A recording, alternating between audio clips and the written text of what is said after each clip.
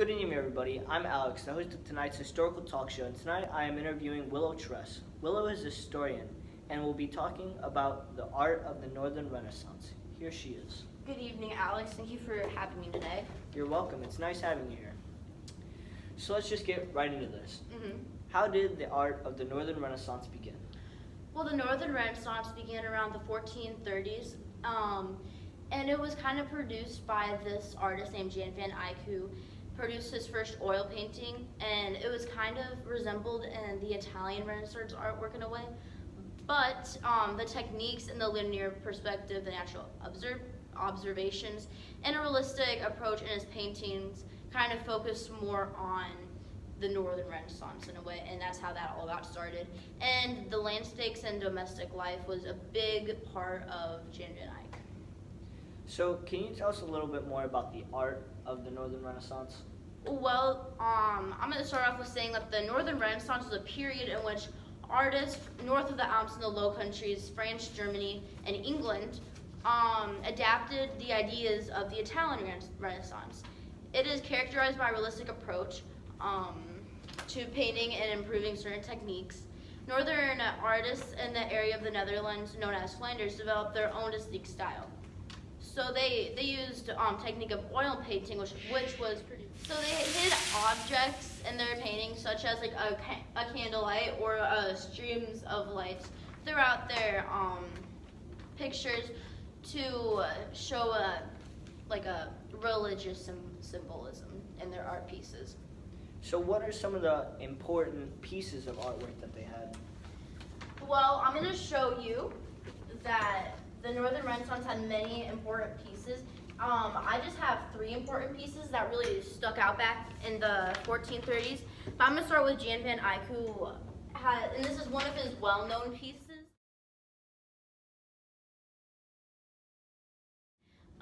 The Interfilia portrait.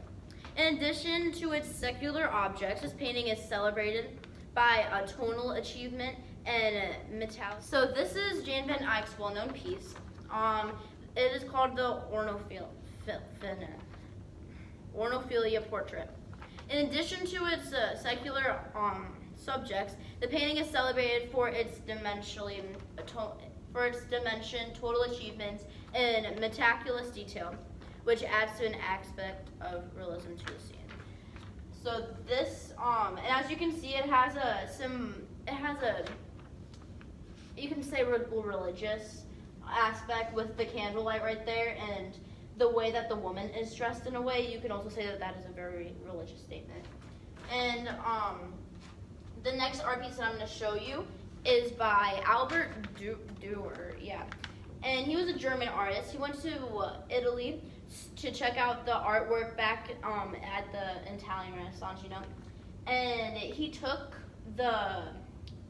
more of the realism that they had in their artwork in Italy and put it, and when he came back to Germany, he put it in his artwork, you know what I mean? So this is a self-portrait that is very realistic.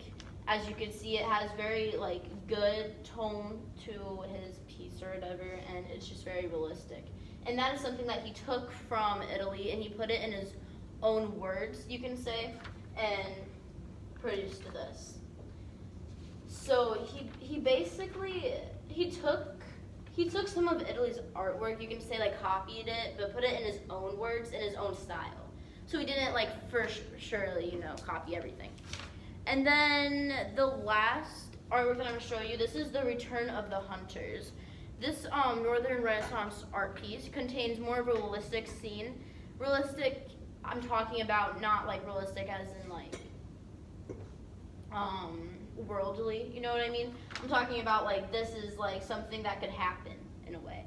So it's not the tone and the definition of it, it's more of just the painting shows many different aspects of how certain people used to live back then. And you can see the hunters, and you can see the birds flying and the trees, and it's winter time. So it really produces daily life in a really realistic lifestyle, you can almost say. So those are my 3 paintings that I have shown today. So were there any other awesome or cool inventions involving art? I could tell you that in addition to painting, they had Northern Renaissance also experimented with another artistic practice, which was printmaking. While Germany and France produced playing cards and using like hand-colored woodcut technique in the early 15th century, printmaking gained popularity like decades over Albert Dürer. And like paintings of that period, his collection of prints feature a mix of both religious descriptions and secular objects that are realistic in detail. So how did this all end? Though it ended around the 1700s, the Northern Renaissance played a significant role in succeeding art movements, both in Europe and beyond that. In modern art, its influence is evident to printmaking, while contemporary artists go more into a realism, and it can be traced back to the paintings of Van Eyck, who was produced the very first piece of artwork for the Northern Renaissance.